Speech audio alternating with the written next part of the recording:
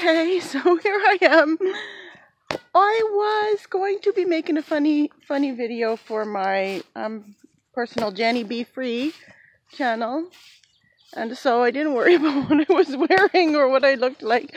I'm really going to try to clean it up for this channel a little bit. Like, how can you take me seriously if I'm walking around in my pajamas and looking like bloody hell every day.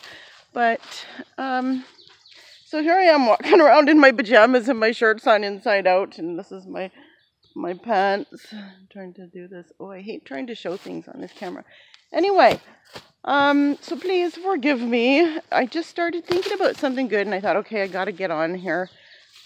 I mean, most of you know what it feels like to look like shit. You know, I know from the inside and the out. So, I don't think that you're probably that too worried about it. And it's not like I'm looking for a date, so, if anything, I'm like, no. It's not that I don't want one or that it wouldn't be nice to meet a decent guy, a real genuine guy, and I'm actually finally coming around to realizing, or to wanting that again. You know what? I went through my divorce, and I think that I had a bit of a wildness in me after that, or my separation. I was so pissed off, probably inside. That's another big story. It's not as bloody epic as the Cluster B, although he was an ARC. I know it. I researched it before I even met the other one. But as we know, they're all so bloody different, hey? They're all completely different. Look at this, see if I have a pocket. So my thought was, I'm like wandering around in the bush, relaxed, and actually I keep hitting these degrees of peace that I don't think, that I didn't see coming. I thought that I was doing well last year to get out of bed. To get out of bed and to be able to function without such a gnawing pain in my heart and without these bloody stories going in my head. I remember one day I must have looked deep in thought and somebody said to me, "What are you thinking?" And I said, "I'm not even going to tell you." I said, if I could only be one of those people that can think normal thoughts. Because what was running through my head was the picture of some girl's wahoo after having an orgasm. It was actually a little video, and him telling me that's his new girlfriend, and there was like a picture of a screenshot of some young girl and him saying, "I'm 33 or 53, which would you pick?" Because obviously I was the 53 one. And it just brutal, and screenshots of them, of a chat that he had with her saying he was on his way there. And all this stuff, and then he says he's meeting her at 8 o'clock.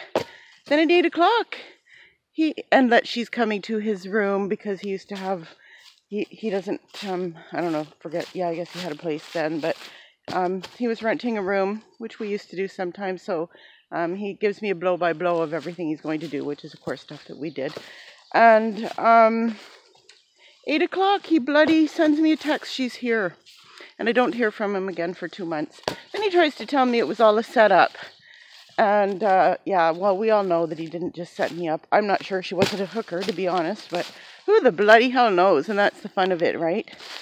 You get to be with somebody, and you don't even know if the, like, worst of the worst could possibly be possible, because it actually could be possible. Anyway, my point was, that's what I used to think about. That used to be the fun things going on in my head. Lily! And I don't think that was normal. So, anyway, I was like, got back to a degree of peace that it's taken me a long time, and it surprises me whenever it comes up. So, I had it this morning, and I was thinking, you know what? I was thinking, what a rotten bastard he was. What a truly rotten bastard, or is. Excuse me, truly rotten bastard he is. Lily, come here! And, I was thinking, you know, my argument for myself is that it was so good. There were pieces of it that were epic. That's what I call it, epic. And, try to switch hands here. there were pieces of it that were epic. And so when, that's always my reason. It's always my reasoning for saying that I stayed with him. And I'm trying to get a better camera angle. Please forgive me. For looking like a caveman in the morning. Somebody's going to think I'm Sasquatch walking through the bush with dyed blonde hair. Anyway, then I was thinking, but God, he was such a fucking bastard to everybody.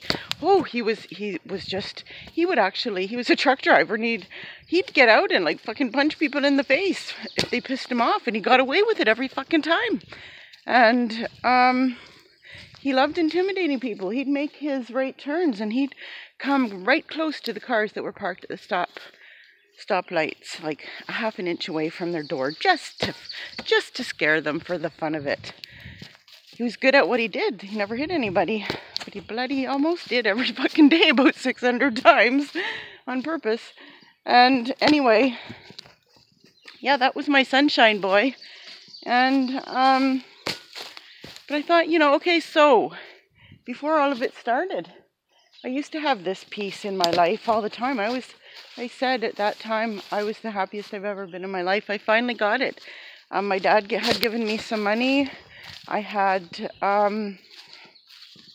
was rescuing animals, which was my life stream, and even horses. I had something going that I was actually making some money off my property and was going to be able to cut down my hours at work and stay home and look after animals and horses. And oh my God, it was just awesome.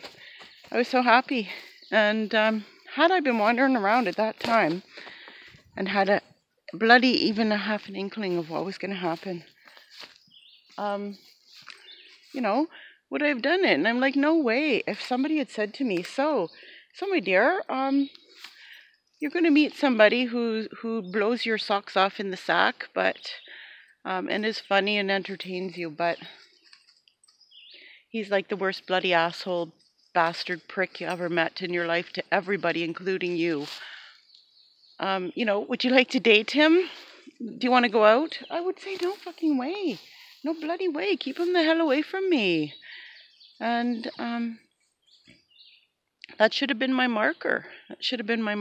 And I always said, I knew things were fucked up. And I always said, well, if it gets to the point that I'm not happy, I'll leave. Well, I got to the point that I was so bloody miserable that I was dead inside. And I still wasn't able to leave. And I can say I was stuck because it didn't get that bad until I was down there. And they say they'll wait till they have you. And then it'll be your worst fucking nightmare of your life. And it's absolutely true. The bloody minute I moved in the door down there, I wasn't even living with him. I was in my own apartment, which he didn't like. He wanted me to get a big apartment for us to share. Had I done that, I would have been really screwed because I ended up kicking him out. A couple months later, he wasn't even supposed to be staying there, and then he ended up staying there. And yeah, it would have been just fine, other than he was on a dating site and I caught him when he was living with me. So I kicked him out, and still we were together, and we never really discussed it because I couldn't prove it. The login page came up on his phone when I went to use his browser. It auto came up. Well, you know what? Why? Because that's what he was doing on his phone. That's what happens. I used to log into my banking account all the time, and that's the one that would come up. It's just so sad when I think about it. So sad that it is true also. You will, in your recovery, find yourself happily making progress. You'll just all of a sudden realize that you're doing something or feeling something that you had forgotten you even had at one time. And it's awesome. But you'll also make discoveries about how bad it really was. I denied or wouldn't accept or probably still couldn't accept. I mean, when I was in the relationship, I knew a lot of shit he was doing. I caught him red-handed at some of it near the beginning, about 6 months in. Still wouldn't admit it to myself. So even after the relationship, it's hard. It's hard to admit some things. So I desperately need a pocket. I have another phone that I brought with me, and I don't even know why. And I have treats for my dog to get her to come in because she won't come in. So I'm one-handing it and my hand gets tired. So anyway, you will also realize that it was so much fucking worse than you even thought the whole time as well. What made it so hard was the cognitive dissonance. If you have not heard of that word, bloody look it up, because it will be a lifesaver and it will be a bloody miracle. I had never heard of it. And that was the hardest part for the first 6 months of it at least. And the rest too, but definitely the first 6 months. God, I couldn't comprehend it. I was talking to my sister. It was the first time I ever saw the look of utter defeat on her face. She goes, "Why are you with him?"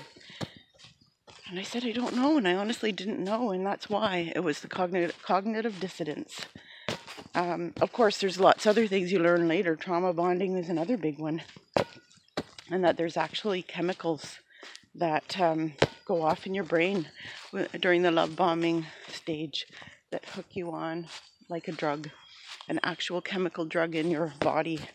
It's like bloody fascinating. Anyway, I refused to believe at first. I honestly believed we had a love story at first. Of course, during the love story, I felt like I literally felt like I was being kicked in the stomach. He was actively catfishing and stalking my business partner that I had with the horses, who had just turned 19. Yeah, it was great. I lost it. I lost that after a couple months because I couldn't take it. I thought if she was, and he was also going through the narc cycle. He had idealized her, then devalued her. He was devaluing her. He walked out the door calling her a cunt one day. She wasn't there, but he was so pissed off because she wouldn't play. She at that time, I'm not sure if she knew it was him or not. She might have. But she wouldn't play with him, so he got royally pissed off. She wouldn't play. I'm not even going to go into it. But anyway, now I realize the whole time, of course, that's what I would ask myself. How can you love somebody the way we have this love going on and be doing that? And then I would draw a blank because, of course, the answer is they don't love you. You can't. You can't. That's the answer. You can't. And that's what I'm finally now starting to see. It's been October, November, December, January, February, March, April. It's been 8 months since that picture, the pictures that he sent me. And since he did that, which was the end of it, that was the end. I did even still talk to him after that, but I knew it was over. I mean, at that point, I knew I would never be with him again, and I don't think I actually saw him again after that. Come to think of it, I mean, who would ever thought? I used to count, when I tried to get away from him, it was the days. I would count the days and I marked them on the calendar that I didn't talk to him, and they were like fucking hell. And now I couldn't even tell you for sure when was the last time I saw him. It was in September sometime. And even then, I mean, it was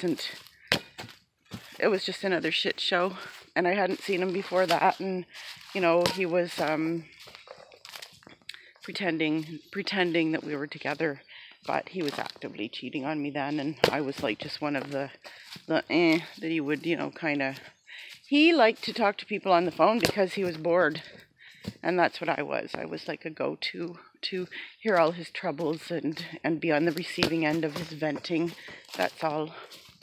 Anyway, I'm not going to get into that part. This is going too long.